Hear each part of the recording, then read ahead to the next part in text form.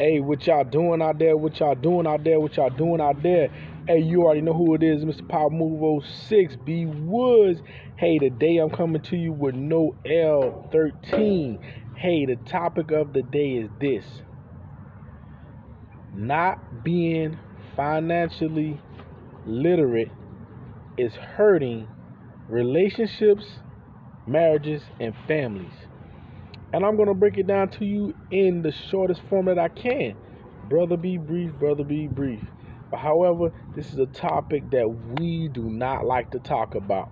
We do not like to talk about how you not understanding how to deal with your finances as an adult on a day-to-day basis, dealing with your bills, even to the extra money that you have, and using it and eventually taking it and investing so you can have a nest egg down the line. All right. And we're just gonna get into it with examples today. I'm not gonna go in depth, but we're just gonna get into some examples on the reason why it's hurting a lot of people. Let's go with the the relationship. With the relationship, it could be either way. It could be, it could be like a friendship. It could be, hey, a boyfriend and girlfriend thing. It could be two fiancés, prior to them going into the marriage. We'll get into that part in a minute. But the thing is, what I'm looking at is this: when you're not financially literate, you tend to hurt the person that understand how it goes to understand how money works and how to deal with their money responsibly. Okay?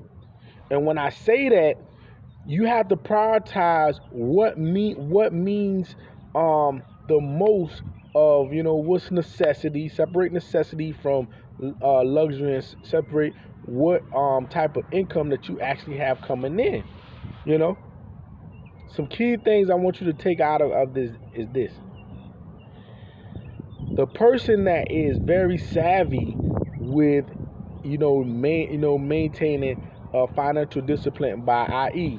they know how much money it costs to run the household. They already know that number. That's one thing. Then they know how much money that they have coming in. You can subtract how much money that you got incoming in from how much money it takes to run your household, and you should get the total of what's left over. All right. When I say, to run your household, we talking about light bill, water bill, rent or mortgage, food. Those are necessities. Those are necessities that you need. But now all that extra money that's left over, what are you actually doing with it if you don't have a car note along with those items I just said, or insurance and stuff like that, and maybe medical bills? What are you doing with the income that's left over? Are you taking that income and you using it and blowing it on frivolous things? Like like, I don't know, like a new smart TV that came out, or some new fashion that came out. Are you blowing it on that? Or you taking that money and little by little you building a nest egg for you and that person that you're in this relationship, or whatever, and to be more financially stable. Now, we can't really point no one finger on who's right or wrong when it comes to these finances, but it has to be something that both of you agree upon in order for you to be successful as in a relationship, or however. Now, that's just kind of like with a boyfriend girlfriend thing. Now, if it's a relationship thing where, hey, you and one of your best friends, y'all going in on like an apartment and y'all splitting everything down 50-50 or whatever, but then also say even though y'all live together, also y'all have a business together. There's a lot of factors that's going into this. You know what I mean? For one, just like I said before, same scenario. Y'all figure out how much money it costs in order for y'all to run your basic necessities together. How much it costs for the rent, how much it costs for water, light, food, and all stuff together. All right, boom, that's the goal. Boom. Now, all the money that's left over, what are you guys doing with that money in order for you to build your business or build your nest egg? you need to make sure that you always have an emergency savings. That's for both scenarios. There's a friendship or a relationship. All right. Now, it gets even more deeper and more intimate when you get married. It gets even more intimate. Now, I'm not knocking the fiancés that's on the verge of getting married. I'm not knocking those young relationships that they build and trying to figure each other out, because the habits sometime that you have in a relationship, you take them on into a marriage. So what I'm saying is this: in the marriage, when it comes to being financially literate, both of y'all need to understand what you bring to the table whenever it comes to finances. Now, some people are not really strong when it comes to finances, and some are a little, they weak, they need work. But this is the thing: both of y'all need to come to the table and understand how y'all gonna work these finances. You know what I mean? And when I say that is, you don't take and say, hey, I make $70,000 a year, you only make $40,000 a year, so yeah, you can't you can't make no decision because I make more money. No, that's the wrong attitude. That's the wrong attitude going into something togetherness with this finance into that marriage. That's why I would say that some of y'all need to go and get financially educated together, so y'all have at least a basics of how to deal with your money when it comes to dealing with your household and dealing with saving and dealing with investing. That's one thing that I want to let you know. So along with that, as you build and you grow, there are going to be goals that you want to achieve along the way financially. So with that being said, y'all set the goals, and then you set forth on what you want to put into your goals financially, and both of you set a pact with each other, meaning an agreement with each other, and y'all stick to it. If things change financially, maybe somebody got laid off, or maybe somebody or something's going on different that has to been something that has came up with, you had to use some unwanted funds, then y'all need to talk about that so everybody can still be on the same sheet of music, so nobody don't feel like, hey, you're hiding things from me when we're on a financial journey together. But the overall big picture is this. Not only do you guys need to make sure that you be accountable for all of these monies that's coming in and out the house and where they're going, y'all need to look at how is it helping you, also looking at your FICO score, making sure that both of you have good running FICO scores, that it doesn't matter which one of you go to take on, hey, I can put different things in my name. Because the most worst thing in between these relationships, the friendship, the relationship, marriage, and stuff like that, is when one side of the partnership credit is jacked up. When I say jacked up, I mean you don't have a good enough credit score for you to be able to get a rental car, or be able for you to even get a credit card or something to that effect. Or better yet, you want to fix it where you build yourself up together, so that either one of you can make major purchases, either one of you can have good spending, have good rapport to get good loans, to have different type of spending power on a credit level. A lot of relationships, friendships, even I can go ahead into family, with family members. Some family members, they use the person that has good credit till they burn them out, but fail to realize that that same person that you burnt out, whether it's in a relationship, your fiance's marriage, or even a family member, just in a family thing, when you're dealing with business and money, that you got to make sure that you take care of that person. I.e., if that person puts you on their insurance, you make sure that you do your part to pay the insurance on time. If that person happened to, co-sign for you to get an apartment, you make sure that you make good on not jacking that person's credit up even worse than when they help you. Because at the end of the day, you should be working on your credit in order for you can get your score up to par, where you can go and you can go lease and you can go purchase things on your own with getting low interest rates. All right. Do you hear what I'm saying? This is what this whole Noel session is about. It's just getting your mind to working on how and what right looks like when you dealing financially with someone that has nothing to do with your line of credit, but y'all are in it together because you have a marriage, you have a friendship, or you have kinship. You know what I mean? A lot of marriages, a lot of friendships, a lot of families have fell out because of money issues. Credit and physical cash and responsibility. These three factors have hurt many and many of different type of relationships. They have hurt it. Now, and you get mad when that person that is more responsible gets on you about you not holding your load.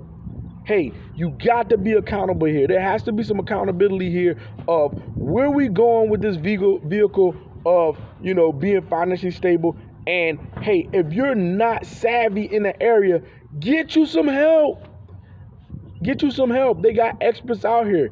They got people that even in your family right now that understand how to work their finance, understand how to invest, understand how what it's going to take in order for you to get to that level where you want to be at financially.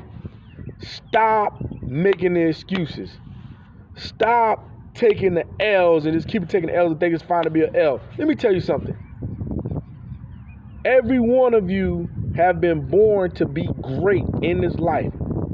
Stop thinking that the L is the easy way out. No, take them L's and we're going to make the W for the win. That's what it's about. This is what Noel season is about. We're going to take all them L's and get the win. I'll tell you right now, one thing I know about people that are successful or striving for success, a successful person has no problem with taking the time out of their day if their schedule is open. If you want to have a one-on-one conversation with them about, hey, how do I get my finances in order? They even have they have a lot of free different outlets for you to go and get these financial counselors that you need. That's going to also help you. You know what I mean? Most people right now that have financial literacy problems right now, a lot of them are going to the alcoholism, as the way out to free their mind away from they got finance problems. Some people are using that drug addiction right now to alleviate trying to not think about these finance problems they got on. A lot of people right now, if their finances were more better, their health would be better. It's just not about a status because, you're financially stable. It is about a whole 360. Once you understand and you learn what you have, now you can take the same information. Now you can teach that son. Now that son can teach that daughter or that next son. And from generation to generation, now you can teach that nephew. Now you can teach that friend into the insight of being more financially stable, And that's why I got so much passion for talking about this, because I'm telling you, the most saddest thing is this. It's some people out there right now that ain't friends no more, and they can't remember what it was about. It's some people out here right now that was married, they forgot what the whole thing was about. Yeah, I'm telling you right now, a lot of these things were misunderstood because the person didn't want to apply themselves to get more financial literate on what's going out here with this money game in order for them to be more stable. A lot of family members don't mess with each other because some people always trying to do the quick fix to something, financially in order to get by. Let's stop that. Let's break that curse. Let's break that curse of being the reason why you bailing out, or the reason why you leaving, or the reason why you running is because the next person don't want to buy in. A lot of y'all people right now, you're lonely and you don't have a job because you're running away from the help that you need. And a lot of y'all right now are hurting financially because you're not financially literate in those areas. I'm not saying you don't know how to count. I'm not saying you don't know math. But I'm telling you, stop running away from what's going to help you down the line for the rest of your life and help your children and your children's children.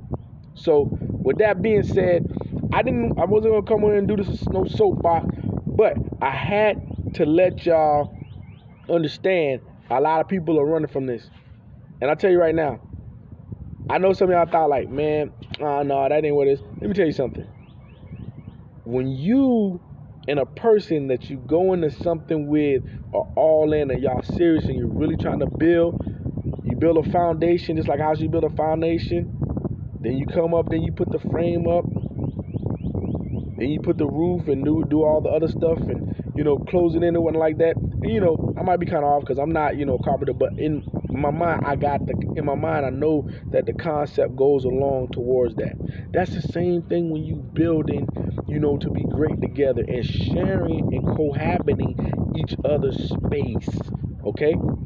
So, hey, for any of y'all out there, that want to get yourself that financial makeover, hey, hit me up at 843-359-4436. Hey, when you contact me, you can text me, financial makeover or makeover. Hey, I am non-biased when it comes to whatever you want to do with your financial future and to get yourself financially straight. By no means, I'm gonna put a disclaimer out there. I let the extras do all of the work for me. I'm gonna put you in the right direction with the awesome people that I've teamed up with. All right. Hey, we're gonna take them 2 L's, make a W, and get the win. And let's build, baby. Hey, till next time. Hey, no L season, baby. Let's go hard.